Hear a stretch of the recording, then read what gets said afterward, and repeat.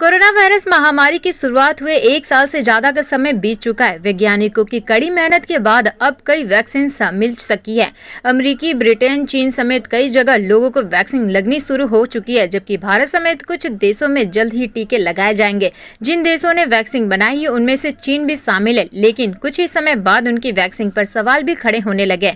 इसके चलते ड्रैगन तिलमिला गया है और उसने दो टूक कहा है कि अगर कोरोना को हराना है तो फिर चीन की वैक्सीन का इस्तेमाल करना होगा।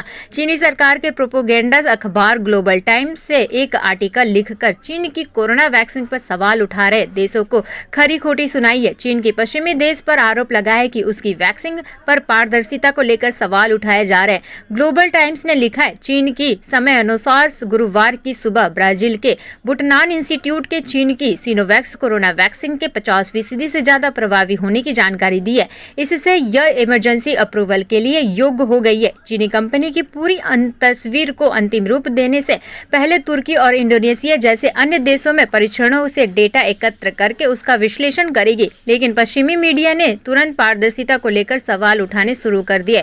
आर्टिकल में आगे कहा गया है कि सिनोवैक्स की वैक्सीन के तीसरे चरण के परीक्षणों को पूरा करने वाला ब्राजील पहला देश है।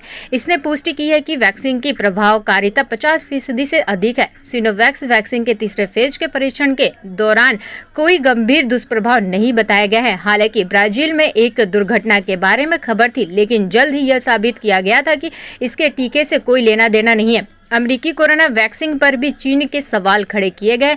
चीन ने कहा है कि अमेरिकी वैक्सीन भी कई मामलों में कमजोर है। शुरुआत अमेरिका की फाइजर वैक्सीन के तीसरे ट्रायल में इस्तेमाल किए गए सैंपल से करते हैं। कंपनी ने जानकारी को स्वतंत्र रूप से किसी तीसरे पक्ष द्वारा सत्यापित किया है।